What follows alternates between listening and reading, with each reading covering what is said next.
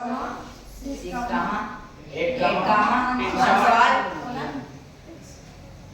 అంక శ్రేణులు నిర్వచనం ఏమంటే ఇదొక సంఖ్యా జాబితా.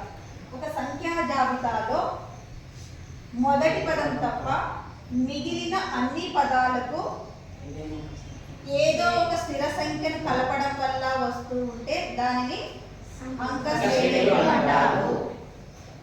ఏం చెప్తున్నా, దీనికి ఎంత కలిపితే 2 వస్తుంది? 2 కలిపితే 4 వస్తుంది. 4కి ఎంత కలిపితే వస్తుంది? 2. దీనికి 2. అంటే ఏమి? అంక శ్రేణి నిర్వచనం ఏం చెప్తుంది? ఒక సంఖ్యా జాబితాలో మొదటి పదం తప్ప మిగిలిన అన్ని పదాలకు ఏదో ఒక స్థిర సంఖ్యను కలపడం వల్ల వస్తూ ఉంటే దానిని అంక శ్రేణి అంటారు. ఓకేనా? ఇందులో అంక శ్రేణి ఎలా ఉంటుందంటే A1, A2, A3, A4, A5. ఓకేనా? ఇందులో మొదటి పదం ఏమి? A1 ఈజ్ ఈక్వల్ టు ఎంత? 2. రెండవ పదం ఎంత? 4 కదా? సో ఆ విధంగా మూడవ పదము, నాలుగవ పదము అన్ని రాసుకుంటూ లాస్ట్కి ఎన్నవ పదము ఏమైతుంది? ఎన్నవ పదం ఏమి? సో ఎన్నవ ఈ విధంగా మనం కనుక్కుంటే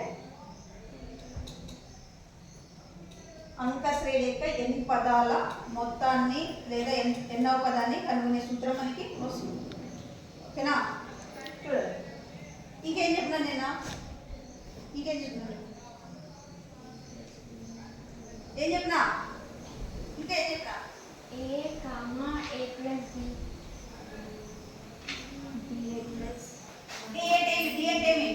ఇంకేమని చెప్పినా? సామాన్య భేదము లేదా వ్యత్యాసము లేదా పదాంతరం అంటారు. దీని ఎట్లా చేస్తారు? రెండవ పదము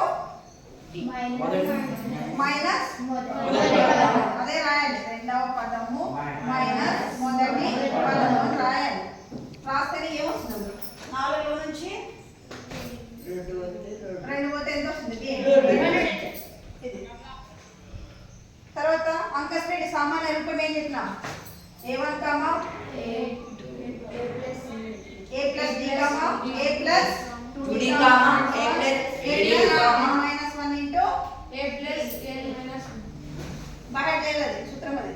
ఓకేనా? ఇది చెప్పింటది. అవునా?